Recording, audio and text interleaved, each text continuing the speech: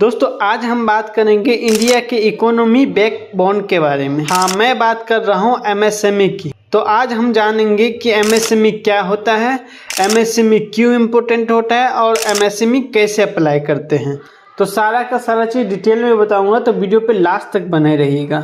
तो चलो दोस्तों, बिना किसी देरी को वीडियो को शुरू करते हैं। तो पहले समझते हैं कि एमएसएमई एक्चुअली होता क्या है। दोस्तों एमएसएमई का फुल फॉर्म होता है macro small and medium enterprises. Basically ये छोटे बिजनेसेस होते हैं। चलो इसको थोड़ा डिटेल में समझते हैं। दोस्तों माइक्रो इंटरप्राइज ये सबसे छोटे बिजनेस होते हैं, जैसे कि आपके लोकल किराने की दुकान या फिर कोई टेलर के इन्वेस्टमेंट और टर्नओवर बहुत कम होते हैं। उसके बाद आ जाते हैं स्मॉल इंटरप्राइज। ये माइक्रो से थोड़े बड़े होते हैं, जैसे कि कोई छोटा मैन्युफैक्चरिंग यूनिट या फिर एक छोटा वर्कशॉप। इनका इन्वेस्टमेंट और टर्नओवर मैक्रो से थोड़ा ज्यादा होता है। फिर आ जाते हैं मीडियम इंटरप्राइजेज। ये एमएसएमई कैटेगरी में सबसे बड़े होते हैं, जैसे कि कोई मिड साइज फैक्ट्री या फिर कोई सर्विस प्रोवाइडर। इनका इन्वेस्टमेंट और टर्नओवर स्मॉल से भी ज्यादा होता है। और हाँ, गवर्नमेंट ने अब इन्वेस्टमेंट और टर्नओवर के हिसाब से इनकी डिफिनेशन चेंज कर दी है। अब ये और भी सिंपल हो गया है। सबसे पहले जानते हैं इन्वेस्टमेंट लिमिट के बारे में। दोस्तों मैक्सिमम 1 करोड़ तक इन्वेस्टमेंट है तो आप मैक्रो इंटरप्राइज में आएंगे। वहीं मैक्सिमम 10 करोड़ तक इन्वेस्टमेंट है तो आप स्मॉल इंटरप्राइजेज में आएंगे। उसके बाद मैक्सिमम 50 करोड़ तक का इन्वेस्टमेंट है आप तो आप मीडियम इंटरप्राइज में आएंगे। अब बात करते हैं टर्नओवर के लिमिट के बारे में। दोस्तों अगर आपका 5 करोड़ तक टर्नओवर है तो आप माइक्रो इंटरप्राइज में आएंगे। वहीं अगर आपका 50 करोड़ तक का टर्नओवर है तो आप स्मॉल इंटरप्राइज में आएंगे। इसी तरह मैक्सिमम 250 करोड़ का टर्नओवर है तो आप मीडियम इंटरप्राइज में आएंगे। दोस्तों एमएसएमई लेने के लिए आपका बिजनेस मैन्युफैक्चरिंग या सर्विस सेक्टर में होना चाहिए। दोस्तों अब बात करते हैं कि एमएसएमई रजिस्ट्रेशन लेने के लिए डॉक्यूमेंट क्या क्या लगेंगे। तो दोस्तों डॉक्यूमेंट सबसे पहले आपके पास आधार कार्ड होना चाहिए, वैलिड पैन कार्ड होना चाहिए और जहाँ पे बिजनेस कर रहे हैं उसका एड्रेस प्रूफ होना चाहिए। उसके बाद बैंक डिटेल होना चाहिए। उसके बाद अगर आपके पास जीएसटी नंबर है तो जीएसटी नंबर का डिटेल होना चाहिए। अगर नहीं है तो कोई बात नहीं, तब भी आप एमएसएमई में रजिस्टर कर सकते हैं। दोस्तों मैं आपको ये बता दूं, ये सर्टिफिकेट आपके बिजनेस की लीगल एंटिटी का प्रूफ होगा और गवर्नमेंट स्कीम का फायदा लेने में हेल्प करेगा। अगर आप नए व्यापारी हैं या अपने बिजनेस कानूनी मान्यता देना चाहते हैं तो उद्यम रजिस्ट्रेशन करवाना बहुत जरूरी है। इससे आपको सरकारी योजना, लोन और सब्सिडी का फायदा मिलेगा। तो दोस्तों अब चलते हैं लैपटॉप की स्क्रीन के ऊपर। वहां पे जाके हम आपको स्टेप बाय स्टेप बताएंगे कि कैसे आप एमएसएमई रजिस्ट्रेशन करेंगे। दोस्तों गूगल पे आके आपको लिखना है एमएसएमई, ठीक है। उसके बाद आपको सर्च करना है। सर्च करते ही आपको एमएसएमई का साइट खुल जाएगा। दोस्तों आपको इस तरह का साइट खुलेगा, तभी आप इस पर रजिस्टर कीजिएगा, अदरवाइज काफी फेक साइट भी होता है, ठीक है। तो आपको जो सबसे पहला ऑप्शन है वहां पे आपको क्लिक करना है, ठीक है। क्लिक करते ही आपको इस तरह का इंटरफेस दिख जाएगा। यहाँ पे आपको अपना आधार नंबर डालना है, ठीक है।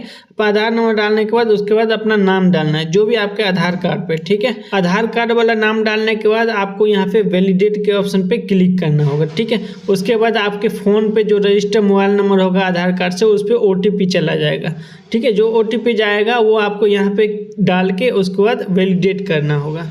दोस्तों वैलिडेट करने के बाद आपको यहाँ पे दूसरा पेज खुल जाएगा। यहाँ पे आपको ऑर्गेनाइजेशन सेलेक्ट करने का ऑप्शन मिलेगा, ठीक है। तो यहाँ पे आप जो भी है, प्रोप्राइटर है, पार्टनरशिप है, प्राइवेट लिमिटेड है, जो भी है आप उस हिसाब से आप सेलेक्ट कर सकते हैं, ठीक है। तो हमारा जैसे है प्रोप्राइटरशिप, तो हम प्रोप्राइटरशिप सेलेक्ट करेंगे। उसके बाद आगे बढ़ेंगे। उसके बाद आपको अपना वैलिड पैन नंबर डालना है। उसके बाद आपको अपना नाम डालना है जो आपके पैन कार्ड पे होगा, ठीक है। उसके अपना डेट ऑफ बर्थ डालिएगा। डेट ऑफ बर्थ डालने के बाद यहाँ पे क्लिक करके उसके पैन कार्ड वैलिडेट कीजिएगा, ठीक है। पैन कार्ड वैलिडेट होने के बाद आपको यहाँ पे पैन कार्ड और आधार का वैलिडेशन का मैसेज आ जाएगा सक्सेसफुल, ठीक है। उसके बाद आपको कंटिन्यू पे क्लिक करना है। उसके बाद आगे का स्टेप आ जाएगा। यहाँ पे आपसे पूछेगा कि आपका प्रीवियस ईयर में ITR फाइल हुआ है या नहीं। अगर हुआ होगा तो ऑटोमेटिक यस कर देगा, अदरवाइज नो रहेगा, ठीक है।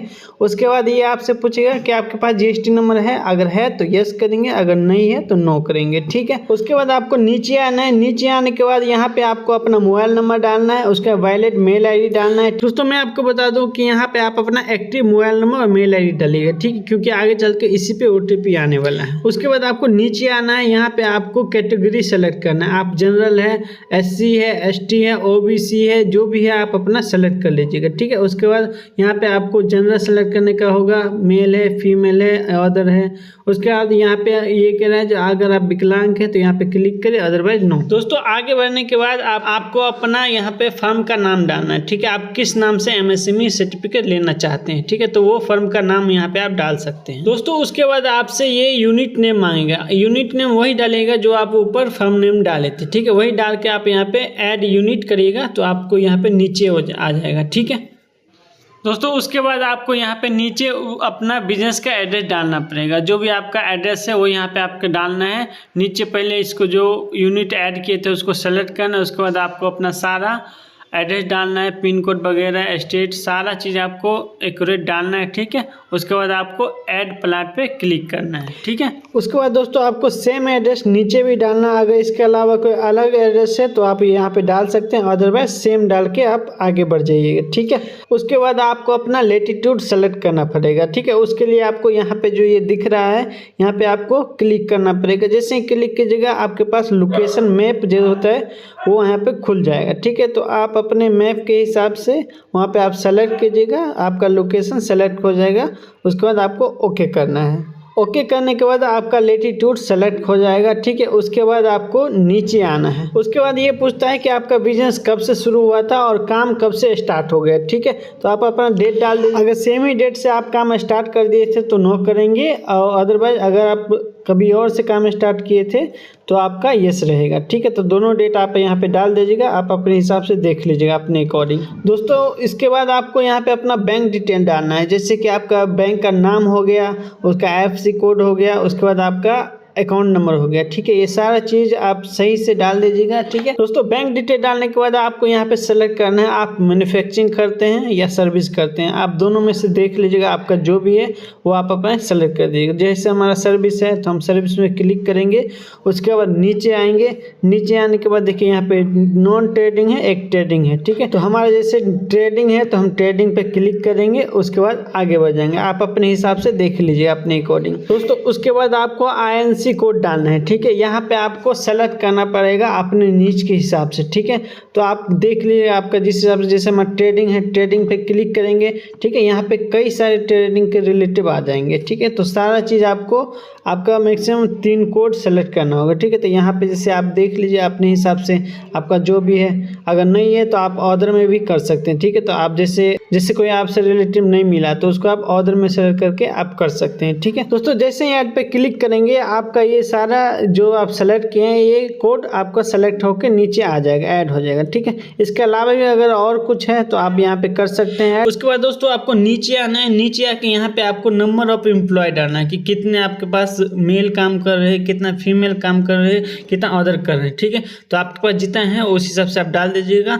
उसके बाद नीचे आना है। नीचे आने के बाद यहाँ पे आपको यहाँ पे WDB डालना है। यहाँ पे दोस्तों अगर आपका बैलेंस शीट बना है फाइनेंशियल 22-23 में तो आपका जो फिक्स एसेट का जो वैल्यू था लास्ट वैल्यू वो आपको यहाँ पे डालना है। अगर नहीं है तो आप 0 कर दीजिए, इसमें कोई नहीं है। उसके बाद अगर आपके पास पॉल्यूशन एंड रिसर्च डेवलपमेंट करके कोई डिवाइस है तो उसका वैल्यू यहाँ पे डाल दीजिए, अदरवाइज 0 कर दीजिए। उसके बाद यहाँ पे आपका टोटल अमाउंट आ जाएगा नेट। इसी के बेस पे आपको बताया जाएगा कि आप मैक्रो में, स्मॉल में या मीडियम में, ठीक है। उसके बाद आपको फाइनेंशियल 22-23 का यहाँ पे टर्नओवर डालना कि आपका कितना टर्नओवर था इस समय। टर्नओवर डालने के बाद दोस्तों यहाँ पे आपका नीचे कुछ वेबसाइट का नाम है। यहाँ पे ये कह रहे हैं आप रजिस्टर करना चाहते हैं, सारा गवर्नमेंट का साइट है। अगर आप रजिस्टर करना चाहते हो यस कर दो, अगर नो कर दो, ठीक है। तो आप अपने हिसाब से देख लीजिए, अगर आपको गवर्नमेंट पोर्टल पर रजिस्टर करना है तो कर दीजिए, और भाई नो करके आप आगे बढ़ जाइएगा। उसके बाद नीचे आने के बाद दोस्तों यहाँ पे आप डिस्ट्रिक्ट इंडस्ट्री सेंटर मिलेगा, ये ऑटोमेटिक सेलेक्ट होकर आएगा। उसके बाद यहाँ पर सबमिट एंड गेट OTP पे आपको क्लिक करना है। उससे पहले दोस्तों आप अपने सारा फॉर्म जो भी भरे हैं वो चेक कर ले, एक बार रिचेक कर ले, उसके बाद ही सबमिट करें। सबमिट करने के बाद दोस्तों आपके फ़ोन पे OTP आएगा और ये कैप्चा डाल के OTP डाल के आपको फाइनल सबमिट करना है। ओके करने के बाद यहाँ पे ओके करने के बाद आपका जो रजिस्ट्रेशन है वो सक्सेसफुल हो जाएगा। यहाँ पे आपका जो MSME नंबर है वो यहाँ पे आपको दिख जाएगा। ठीक है, जैसे ही आप ओके पे क्लिक करिएगा उसके बाद ये प्रोसेस होके थोड़ा सा प्रोसेस होगा, उसके बाद आपका सर्टिफिकेट नंबर आ जाएगा। ये देखिए यहाँ पे सर्टिफिकेट नंबर आ गया सक्सेसफुल का। आप यहाँ पे इसको प्रिंट करके रख सकते हैं, ये नंबर आप लिख के रख सकते हैं। ठीक है, और प्रिंट करके ये PDF आप अपने फाइल में रख सकते हैं। ये तो सिर्फ दोस्तों हमारा MSME नंबर है। अब हमें MSME सर्टिफिकेट डाउनलोड करना है, तो उसको डाउनलोड करने के लिए यहाँ प्रिंट सर्टिफिकेट पे क्लिक करेंगे। उसके बाद ये दूसरे पेज पे आएगा, यहाँ पे हमारा MSME का जो नंबर है वो डालना है, उसका रजिस्टर मोबाइल नंबर डालना है, उसका वैलिड जनरेट OTP पे क्लिक करना है। उसके बाद आपके पास OTP आएगा, OTP डाल के सबमिट करना है। ठीक है, सबमिट करने के बाद ये देखिए आपका सर्टिफिकेट खुल के आ गया है। यहाँ पे आपको प्रिंट सर्टिफिकेट पे क्लिक करना है, उसका प्रिंट हो जाए। उसका अगर इसमें कोई डॉट लगा है तो आप एडिट करके आप सही भी कर सकते हैं। ठीक है, जैसे हमने चेक कर लिया सारा चीज़ सही है। ठीक है, उसके बाद हमें प्रिंट सर्टिफिकेट पे क्लिक करना है। उसके बाद ये देखिए आपका सर्टिफिकेट आ गया है खुल के। उसके बाद ये आपका सर्टिफिकेट है, इसको आप प्रिंट कर लीजिए। प्रिंट करने के बाद अपने फाइल में सेव कर लीजिए। उसके बाद आपको इसको जहां भी यूज करना है वो यूज कर सकते हैं। आई होप दोस्तों आपको ये वीडियो हेल्पफुल लगा होगा। अगर आपको वीडियो पसंद आया तो चैनल को सब्सक्राइब कीजिएगा, वीडियो को लाइक कीजिएगा, अपने दोस्तों के साथ शेयर जरूर कीजिएगा। तो चलो दोस्तों मिलते हैं किसी नए वीडियो में, तब तक के लिए जय श्री राम।